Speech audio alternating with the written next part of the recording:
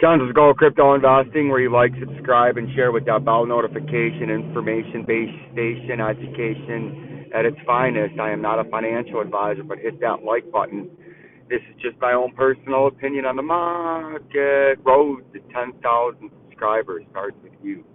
Yes, you, my smart, intelligent, glowing, gorgeous, beautiful audience. As we can see, U.S. stock weekly momentum builds. Bitcoin DeFi ecosystem explained. Wrap Bitcoin is melting on Ethereum chain. What's happening? Bitcoin bull run. Institutional investors look like they are still on the sidelines. Looks like there's nothing that looks like it about it. They are still on the sidelines, and you have to head your head up your horse's ass to understand that the institutional investors aren't into the ecosystem in the market right now.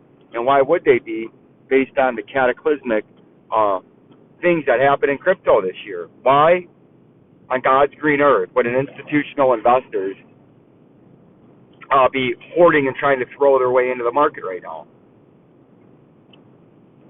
They've been scared out of the market based on the massive losses where they could have invested with their institutional money, money marketers, money managers, pension funds, 401ks, whatever kind of institutional money you're talking about. The places they could have put their money, a lot of those places went belly up, and they're like, fuck that, I can't even put 0.1% of my money under management into any of this shit, because that my head would be the end of their careers, right?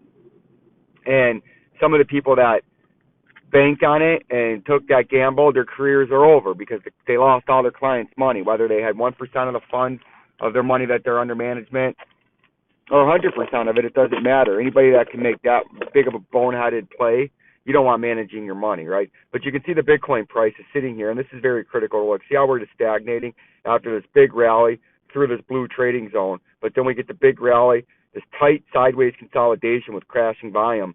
When the volume spikes back up, you're either coming straight up into this overhead resistance at 24,259.08, which is previous major resistance level back here, where we had that dump back there, and then another dump on this long sneaky consolidation, and then you can see the volume came in right there and the price tanked, right? That's something that I'm going to be watching out for here in the short term, as what could actually take place in a more recent time frame.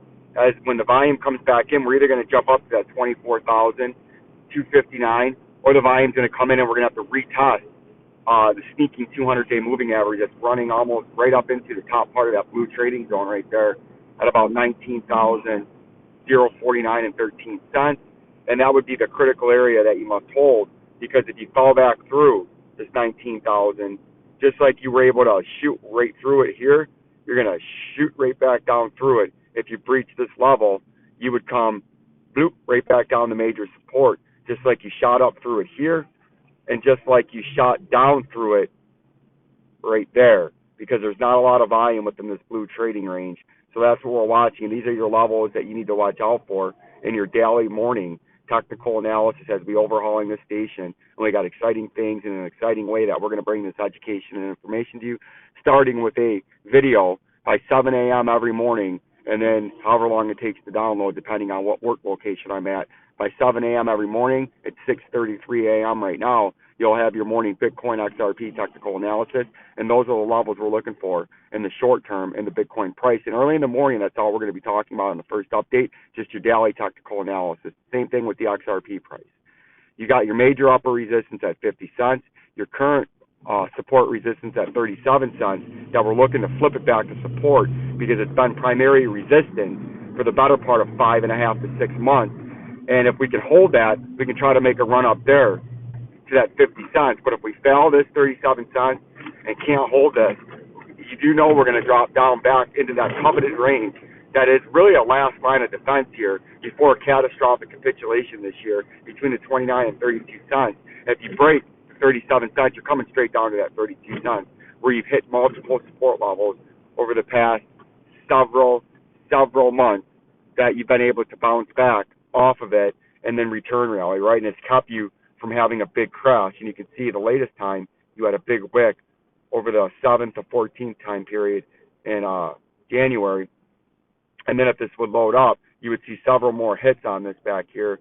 But right now it doesn't want to load up. We're having some internet problems as we are currently on the move. But that is what's going on in the XRP price. And I don't know if this is going to load up. But if it doesn't, that's the end of the technical analysis for this XRP this morning, because the intraweb is doing what the intraweb does, letting you down when you need it the most, right? Just like it is now. And it appears to be exactly that the intraweb has taken a big shit, and that may be the end, or not, to our technical analysis on this morning update. We'll see what happens here as we try to switch back into the XRP price. It doesn't appear to be working, so that's going to end this short technical analysis. I'll get some more videos out here later on today.